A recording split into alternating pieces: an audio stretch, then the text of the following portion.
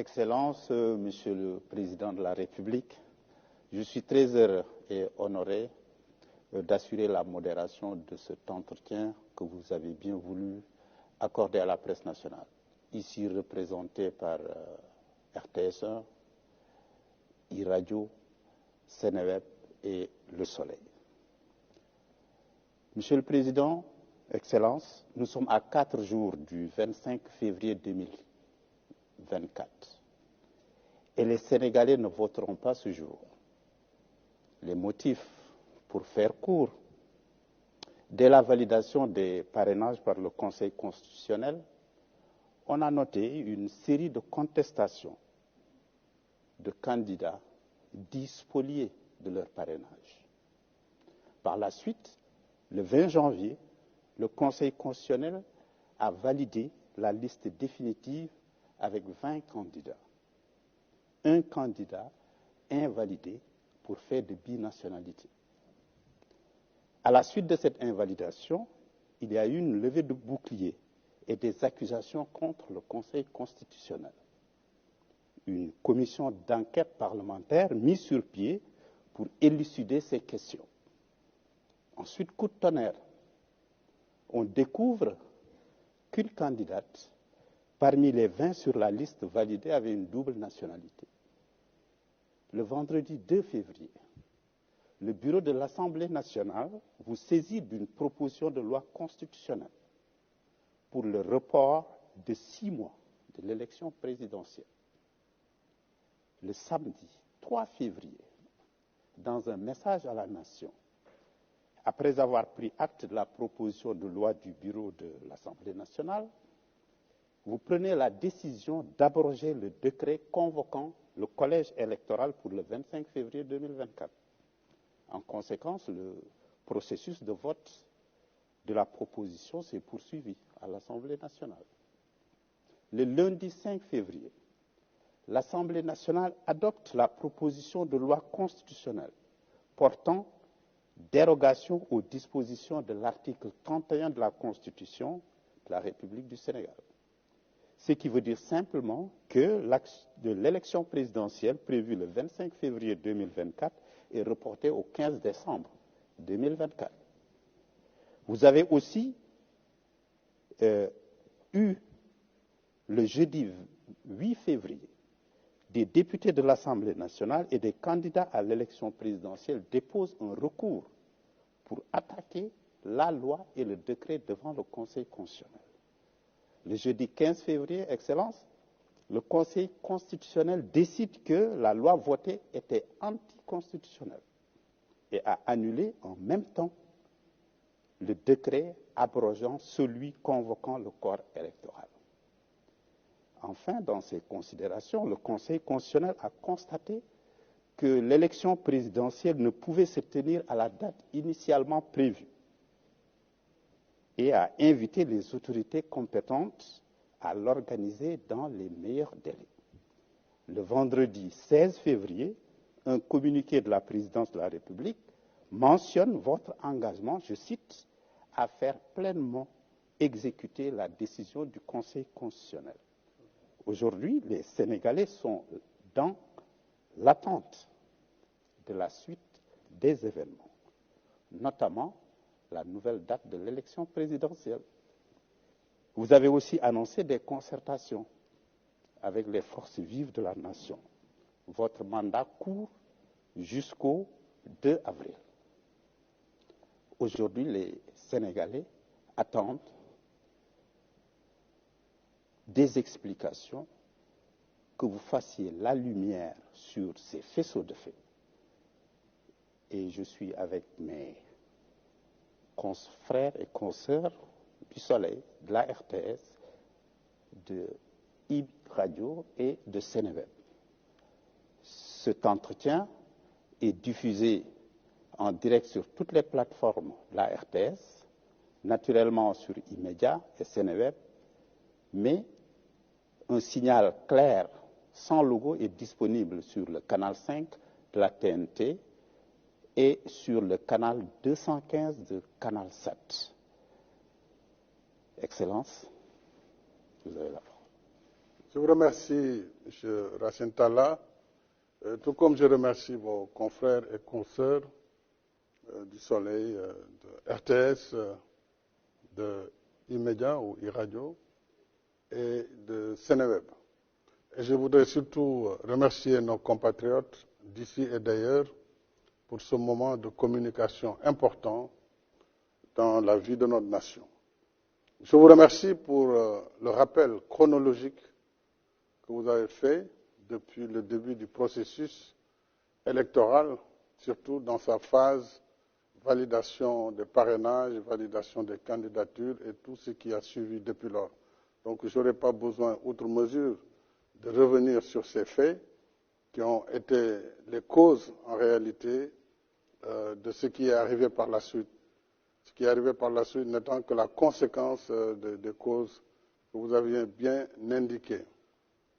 Alors je suis à votre disposition pour répondre à toutes vos questions. Je voudrais d'emblée remercier mes compatriotes qui m'ont fait confiance. Depuis 2012, j'ai été élu à la tête du pays pour un mandat de 7 ans, renouvelé en 2019. J'ai prêté serment, en effet, le 2 avril 2019, ce qui fait que le 2 avril 2024 sera le terme de mon mandat à la tête du pays et la fin de ma relation de contrat avec le peuple sénégalais en tant que président de la République. Je voudrais que ce débat soit clairement tranché.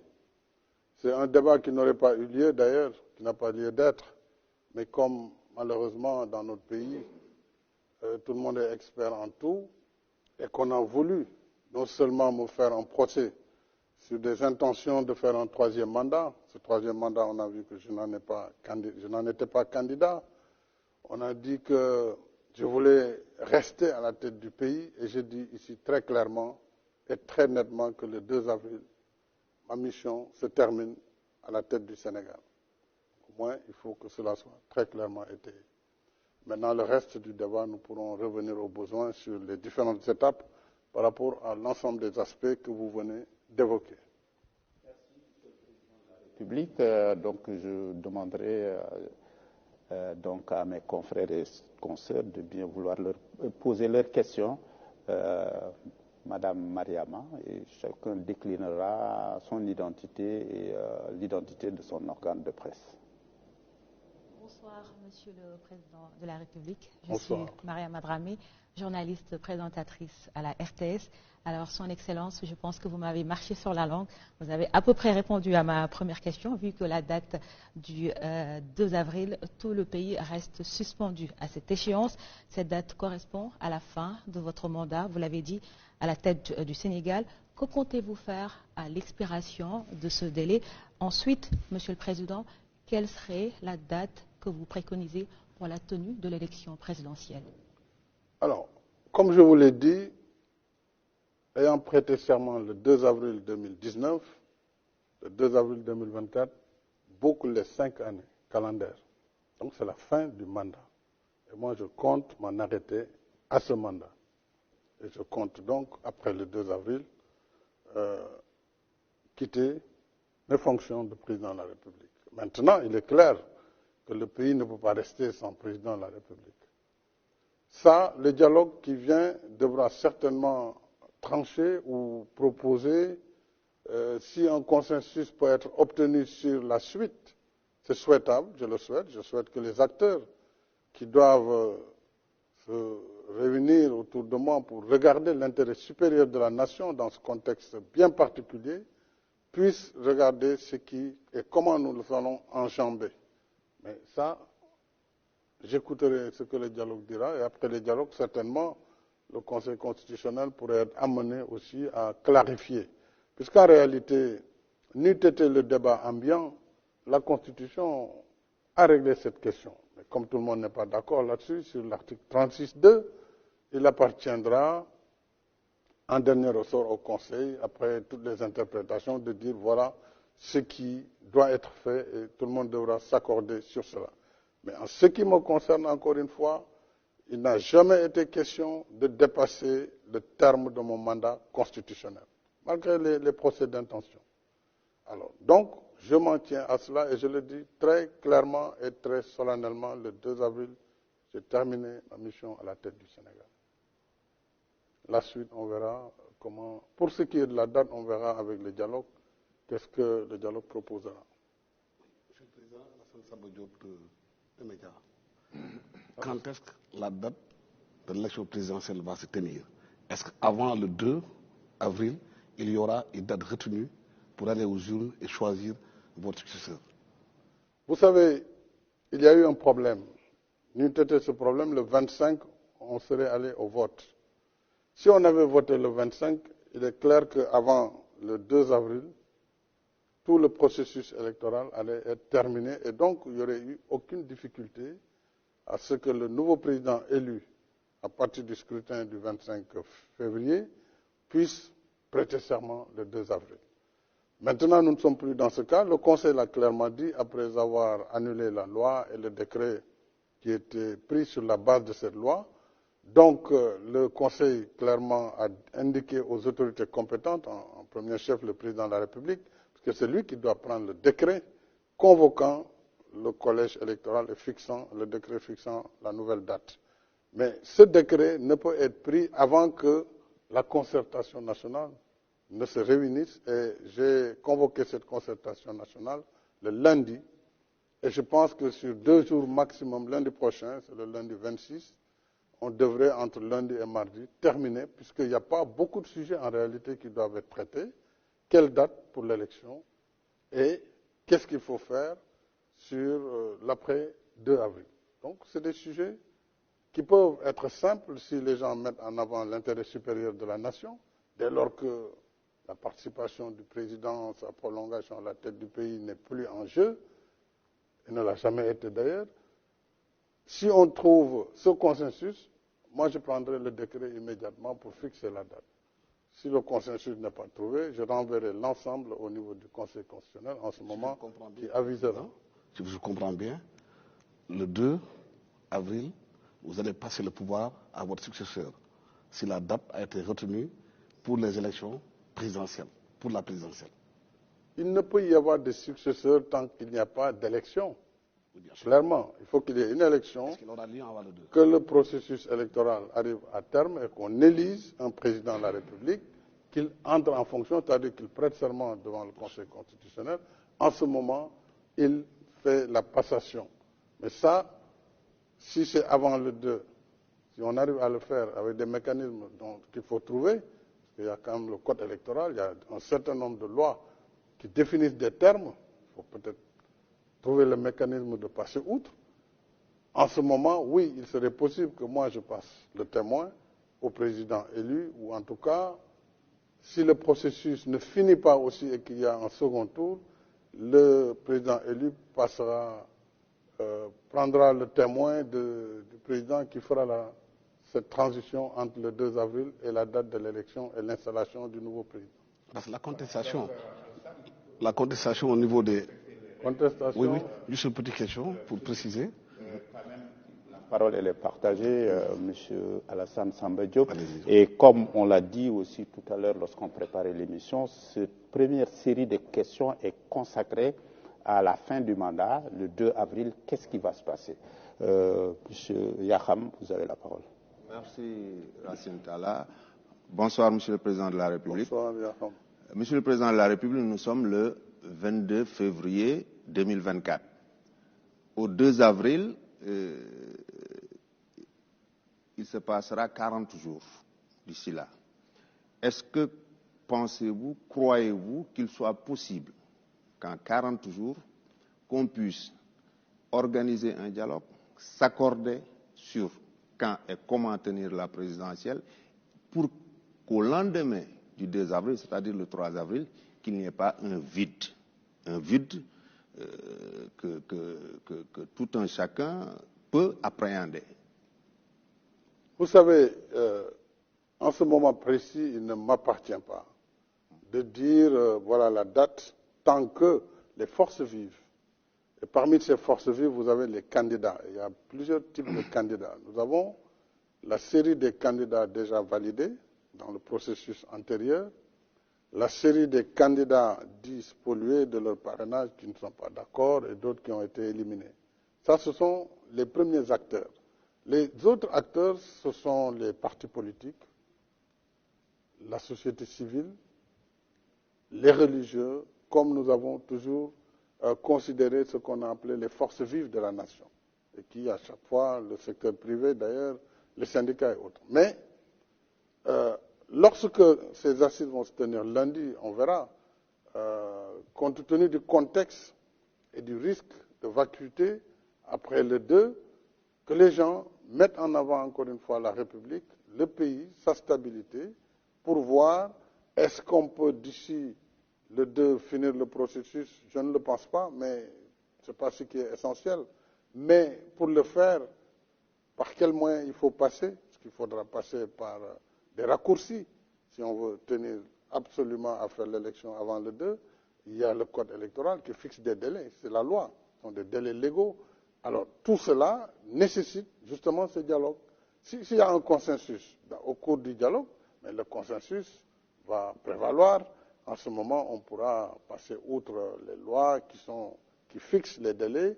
Si le dialogue indique par contre qu'on ne doit pas se précipiter au point de faire des erreurs et d'aboutir à une élection qui peut aussi avoir des tares, en ce moment aussi, dans des délais les meilleurs, ils fixeront la date de l'élection. Ils indiqueront les propositions pour la date de l'élection. En ce moment, si c'est un consensus, là aussi le président il fixe par décret rapidement.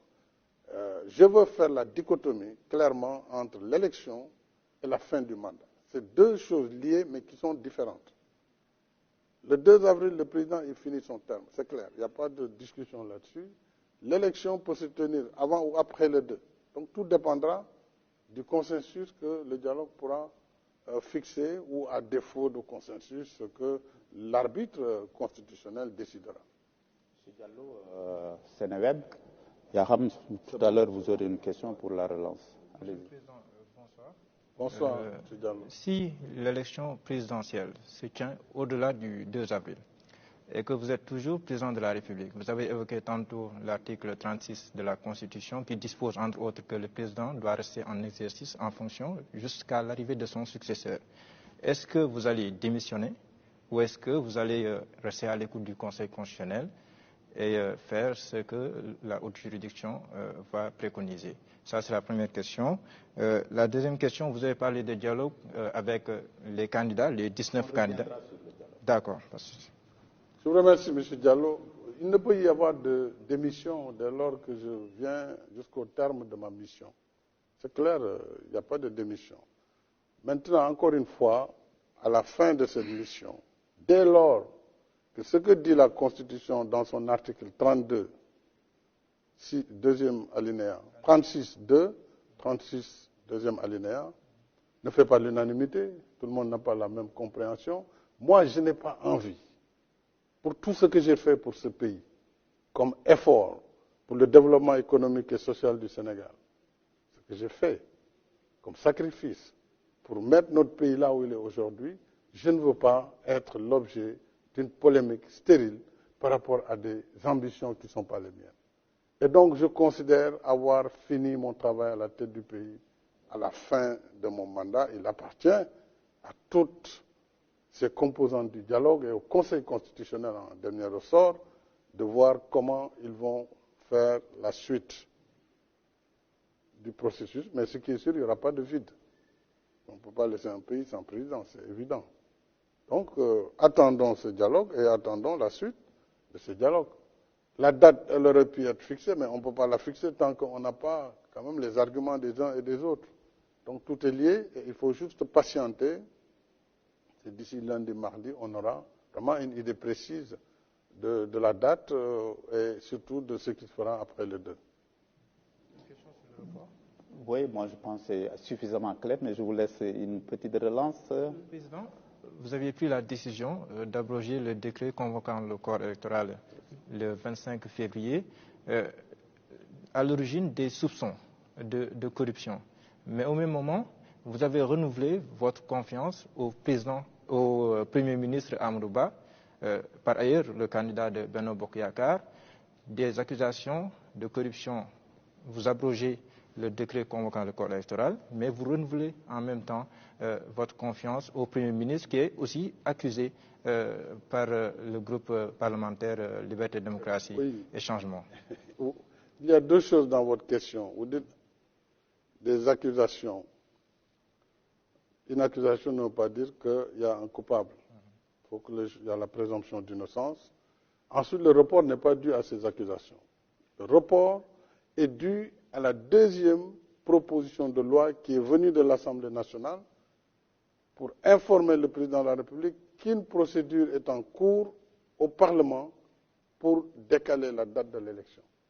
D'ailleurs, si vous regardez bien les motifs, dans la note de présentation du décret portant abrogation, ce décret s'est appuyé sur la saisine de l'Assemblée nationale. Comme l'Assemblée est la seule qui vote la loi, elle était déjà en procédure pour voter la loi, on devait s'arrêter, puisqu'il y avait l'imminence du démarrage de la campagne électorale.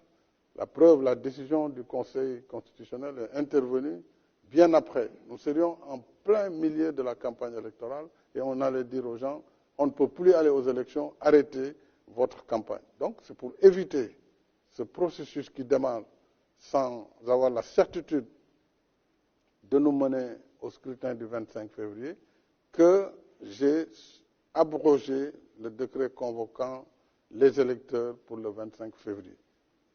Alors, donc la question de la confiance ou de la présomption d'innocence, ça n'a rien à voir avec le décret qui a été pris. Donc ça, c'est un volet politique qu'il faut séparer de cette question institutionnelle. Merci, Président. Mariama Dramé, Alors, Monsieur le Président, vous parliez tantôt de dialogue. Est-ce qu'on va voir les contours de ces concertations? Qui va y participer? Est-ce que ces acteurs ont donné leurs accords? Oui, le dialogue en premier chef, je vous ai dit, c'est d'abord les acteurs politiques, parce que c'est un dialogue politique, et à travers les acteurs politiques, vous avez des candidats, les candidats qui ont été dans ce processus, tous les candidats, et les candidats qui en dernier ressort ont été validés, mais également les autres qui sont des candidats, il faut tenir compte aussi de leur avis, ne pas les négliger ni les mépriser.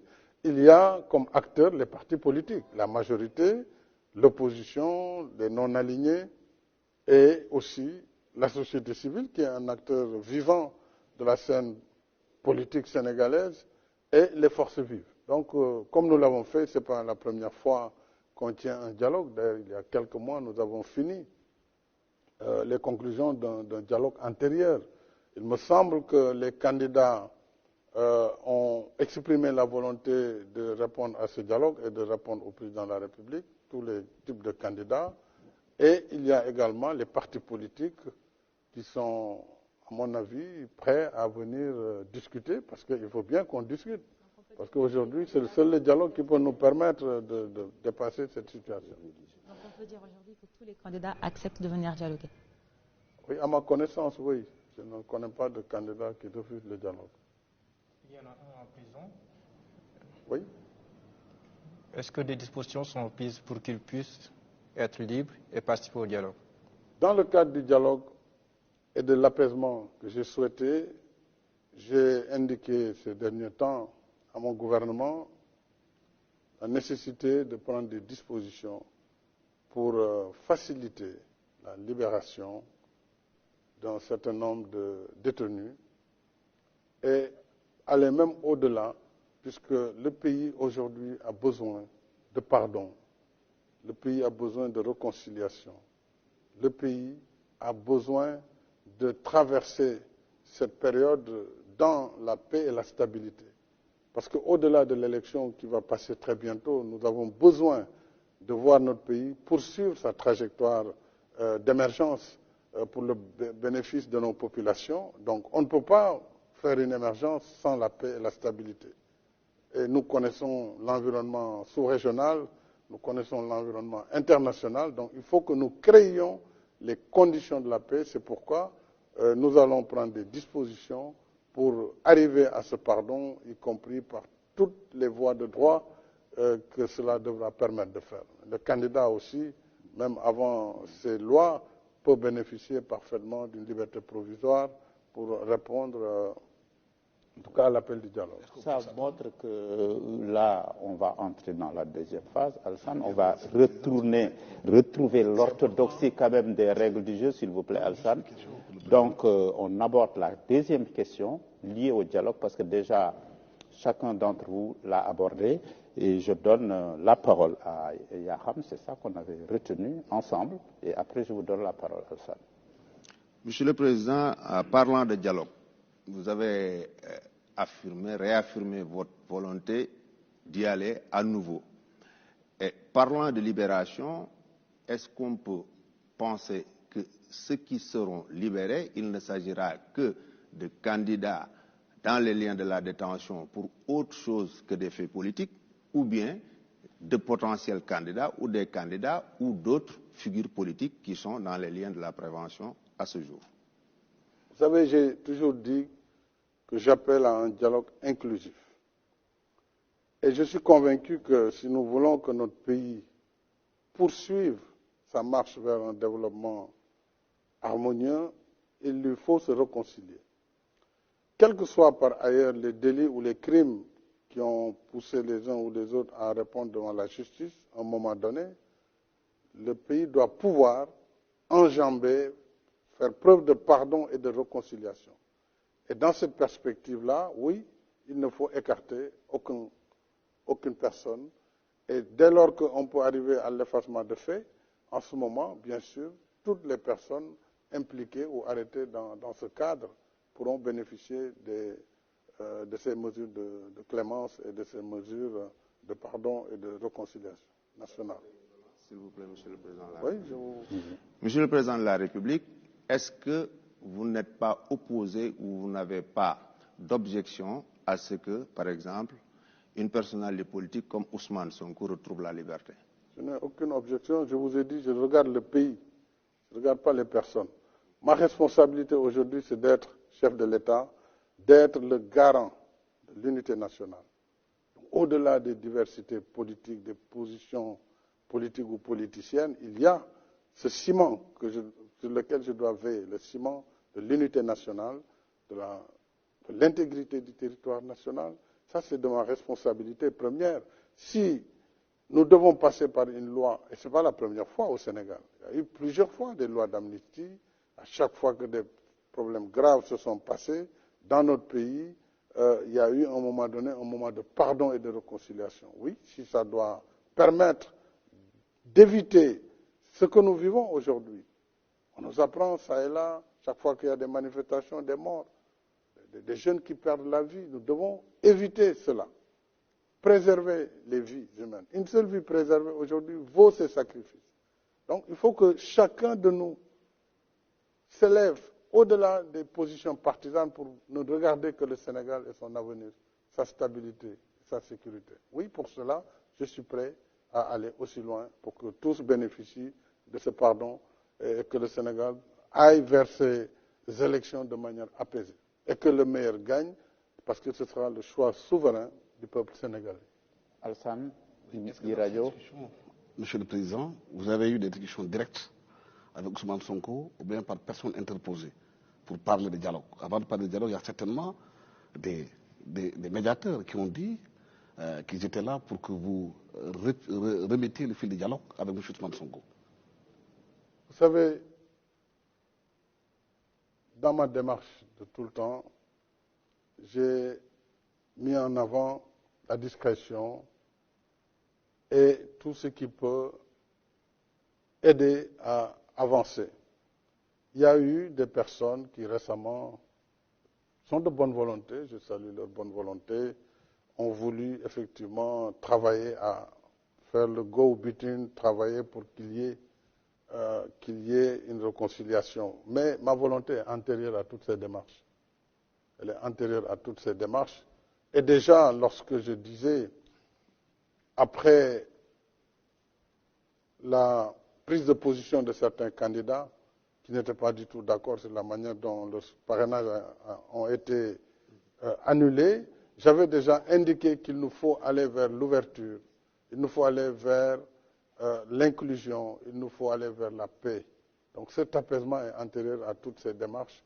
Donc c'est quelque chose de constant et cela devrait permettre des prises de contact qui peuvent être directes, indirectes. Ils ne peuvent être d'ailleurs qu'indirectes parce que cela a permis en tout cas de pousser vers la direction qui est celle que je voulais imprimer, qui est celle du pardon et de la réconciliation. Mariama? Alors, Monsieur le Président, vous avez tantôt parlé d'effacement de faits. Qu'entendez-vous par effacement de faits, ces mesures de grâce ou amnistie? Oui, vous savez, la grâce et l'amnistie sont deux choses différentes parfois qui se ressemblent mais qui sont très différentes. Notre Constitution consacre en son article 47 que le président de la République a le droit de faire grâce. Chaque année, je gracie près de 2000 personnes qui sortent des liens de la prison, de la prévention. Et ça, c'est le droit de grâce, mais la grâce ne peut être donnée qu'à la fin du processus judiciaire. Il faut que tout le processus judiciaire soit terminé et que la chose soit bien jugée pour que le président prenne grâce et permette à la personne condamnée de sortir de prison, etc. L'amnistie, elle est obtenue par une loi. Donc c'est l'Assemblée nationale qui vote l'amnistie, ce n'est pas le président de la République. Le président peut exprimer une volonté, faire un projet de loi qui va à l'Assemblée. Ce sont les députés qui votent l'amnistie. Et l'amnistie ne s'adresse pas aux personnes, même si des personnes en bénéficient. L'amnistie s'adresse aux faits et efface les faits. Pour dire, nous voulons oublier. Nous voulons oublier, c'est pénible, mais il nous faut aller de l'avant. Quand vous voyez les crimes dans la Seconde Guerre mondiale, après plus de 80 millions de morts, il a fallu à un moment donné que les acteurs décident de tourner la page, malgré ce nombre de morts important, pour se donner la main, travailler dans la collaboration, dans le partenariat, dans la coopération, pour justement construire une paix durable. C'est un peu ce que l'on veut faire ici, créer les conditions d'un apaisement, d'une réconciliation et d'élections transparentes, libres et démocratiques. Et c'est ça qui va permettre d'assurer la suite vers un Sénégal de stabilité et de paix. Donc on peut espérer une liberté provisoire pour Diomaye Faye ou encore Ousmane Sonko? Oui, tout dépend de leurs avocats. Et ça, c'est les procédures judiciaires dans lesquelles je n'interfère pas. Mais il y a des procédures entre le juge d'instruction, les avocats du détenu. Et ça, ils savent très bien comment ça se passe. Le procureur qui est sous votre tutelle? Non, oui, le procureur peut donner un avis parce que selon les chefs d'accusation, s'il ne donne pas un avis, bien sûr, pour certains chefs d'accusation, le juge d'instruction est lié. Dans ces conditions, si c'est la volonté du président de la République, le procureur pourra donner son accord. D'accord. Monsieur le Président, on a vu aussi une certaine réaction de la communauté internationale, des communiqués quasi journaliers sur la situation politique du pays. Comment vous accueillez, je rappelle, tous qui viennent et qui reviennent? Je l'accueille avec beaucoup de peine, parce que je ne peux pas comprendre que des partenaires qui sont avec le Sénégal, qui en principe travaillent avec nous sur les mêmes principes, lorsqu'il se passe quelque chose dans notre pays, et tous les pays peuvent avoir des difficultés conjoncturelles, ils doivent d'abord venir à la source, voir ce qui se passe exactement, au lieu de se suffire de commentaires qui condamnent de façon péremptoire, parfois de façon très violente, le président de la République, le Sénégal. Ça m'a fait de la peine, parce qu'au Sénégal, jusqu'au moment où je vous parle, une seule loi n'a pas été violée. Personne ne peut dire que le président de la République, en abrogeant le décret, n'était pas dans son droit. Là, le Conseil a dit que ce décret était adossé à une loi qui elle-même est annulée. À partir de ce moment, le Conseil joue son rôle. Donc, nous sommes dans le dialogue des institutions. Le Sénégal est un véritable État de droit. L'Assemblée nationale a eu son temps, a joué sa partition. C'est la seule qui doit voter les lois. Elle l'a voté. Le Conseil constitutionnel est le seul juge des lois constitutionnelles. Il a joué sa partition. Le président de la République, en tant que chef de l'exécutif, a pris acte et a décidé de mettre en œuvre les décisions du Conseil. C'est ça l'état de droit. Donc pourquoi toute cette levée de bouclier, toute cette campagne de presse qui est aux antipodes de ma pratique de démocrate depuis que je suis à la tête du pays? Moi, je suis venu en gagnant des élections. Je viens de l'opposition. C'est moi qui ai proposé la réforme pour fixer définitivement la limitation des mandats et la durée du mandat du président de la République. Quand j'ai été élu, le mandat était de 7 ans. C'est moi qui ai proposé un référendum pour le ramener définitivement à 5 ans renouvelables une fois.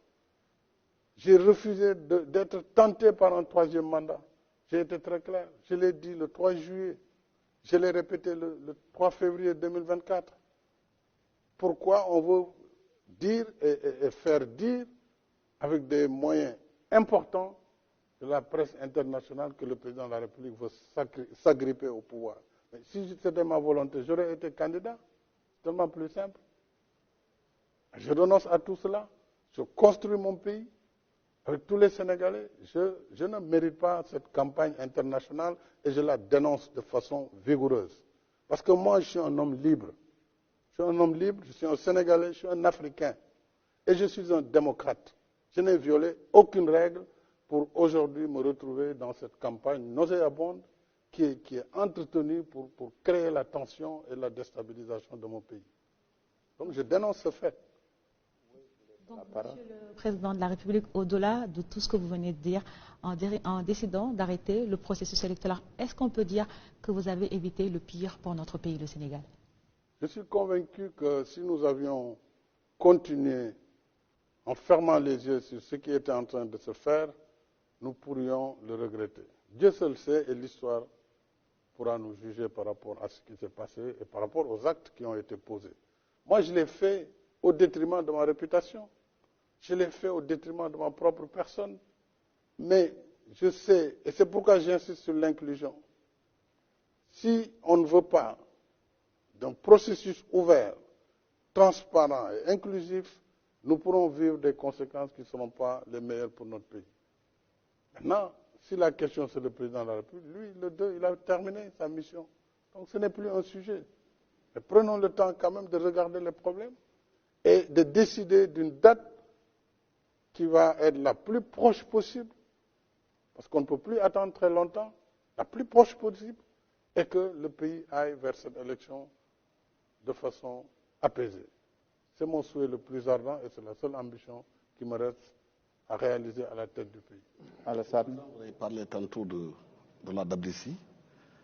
Qu'est-ce que cette loi va couvrir? Quelle est la période? La date de l'amnistie, la loi d'amnistie. Quelle est la période que la loi va couvrir et quels sont les faits qui sont concernés? Est-ce que ceux qui avaient été arrêtés pour des actes terroristes seront concernés par l'amnistie? Mais ça, il faut d'abord que le gouvernement valide le projet de loi que j'introduirai.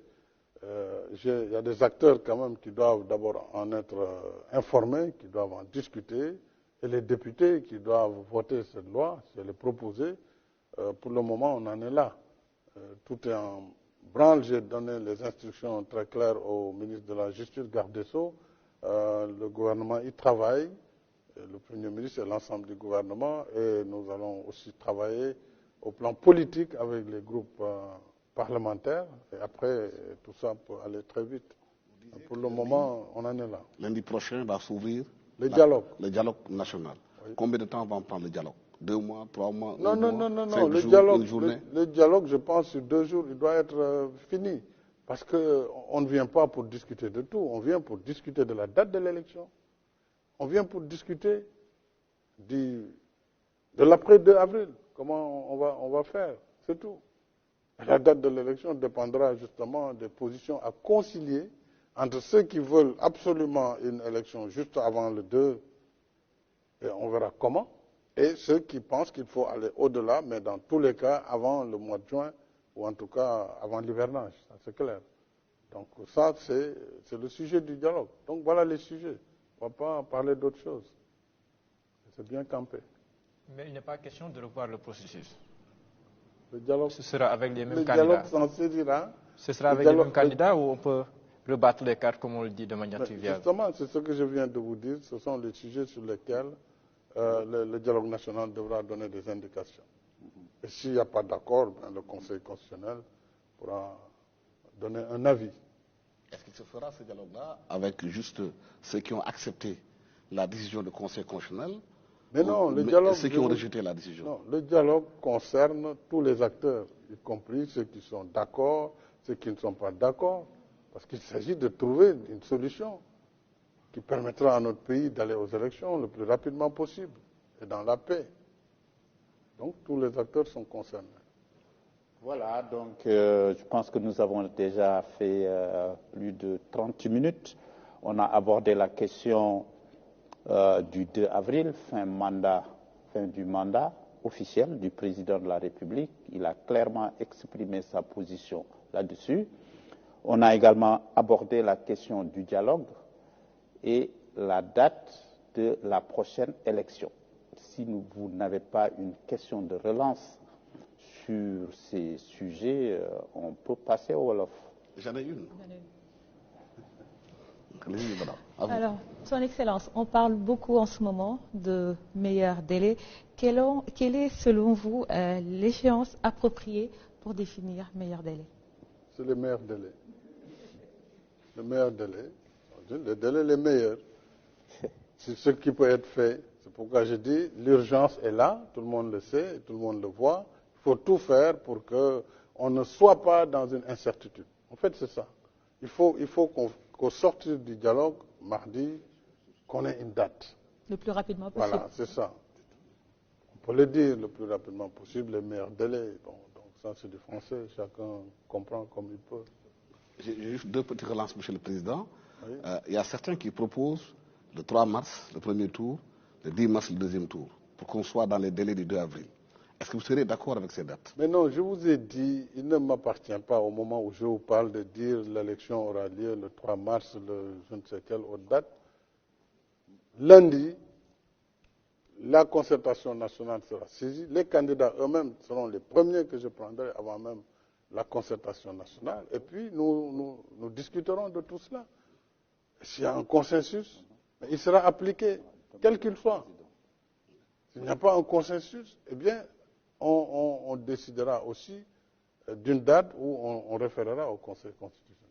Une dernière relance. Est-ce qu'aujourd'hui, les candidats qui sont soupçonnés d'avoir une double nationalité, qui seraient passés par les mailles du filet, est-ce que ces candidats sont concernés par rapport justement à l'enquête qui sera faite pour voir effectivement, est-ce que ceux qui vont diriger demain le Sénégal sont de nationalité exclusive du sénégalaise? Vous savez, c'est un sujet très sérieux et très important, puisque lorsque la loi dit, la Constitution, dans son article 28, précise que pour être candidat à l'élection présidentielle, il faut être exclusivement de nationalité sénégalaise. Dès lors que la Constitution fixe ce dispositif, on doit pouvoir procéder à des contrôles. Il est vrai que ce n'est pas facile, puisque d'emblée, on peut voir que le monde est constitué de plus de 193 pays ou États, mais je pense qu'on doit pouvoir régler cette question parce qu'il serait catastrophique si, d'ici l'élection, on découvre encore des candidats qui sont des binationaux. Ou alors que ceux qui sont dans ce cas puissent, pour des raisons personnelles, déjà démissionner et éviter au pays encore ce traumatisme. Mais je pense qu'un contrôle devrait quand même être fait pour nous assurer que vraiment les dispositions de la Constitution en ce qui concerne la nationalité exclusive sont vraiment respectées par l'ensemble des candidats. Mais est-ce que cela ne viendrait pas à remettre en cause la décision du Conseil constitutionnel qui n'est susceptible d'aucune voie de recours?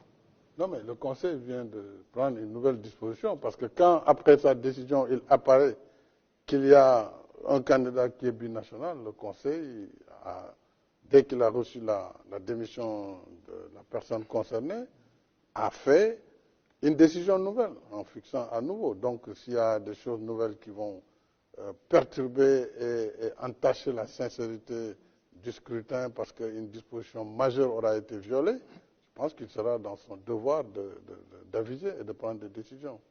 Si vous tombez d'accord avec l'opposition sur la date, le 2 avril, comme vous l'avez dit tantôt au début d'émission, Le dialogue, c'est là-bas que vous arrêtez votre mandat, ça sera le 2 avril. Si vous partez du Sénégal, qu'est-ce que vous allez faire, Monsieur le Président?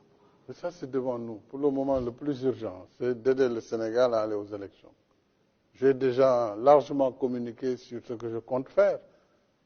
J'ai déjà créé ma fondation, elle est faite, j'ai pris des dispositions de cet été, je vais m'occuper utilement.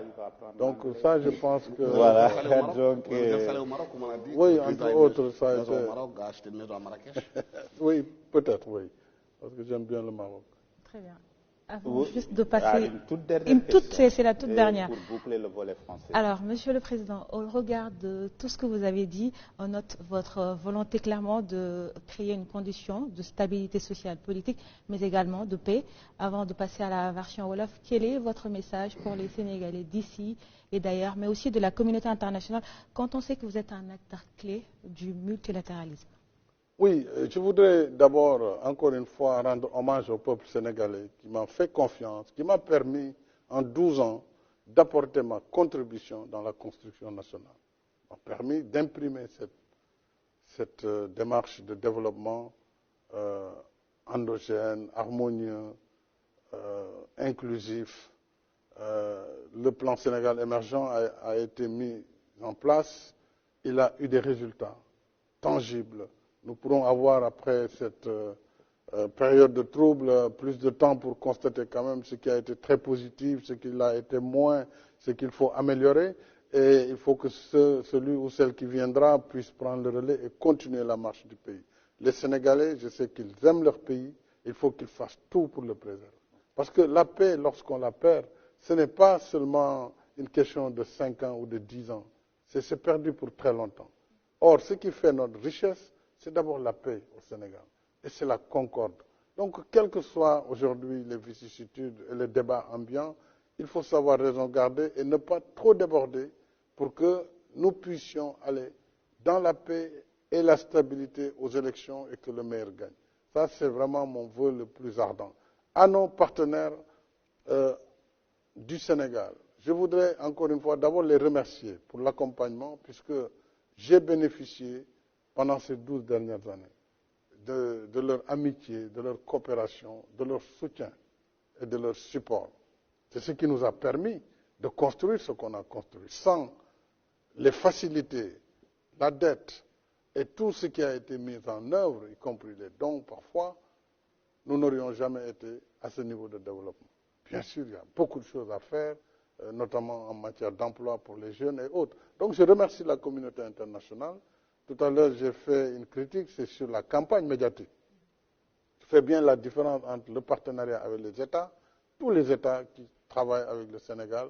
Je les remercie à travers cette émission et je pense qu'ils continueront à donner la même attention au Sénégal.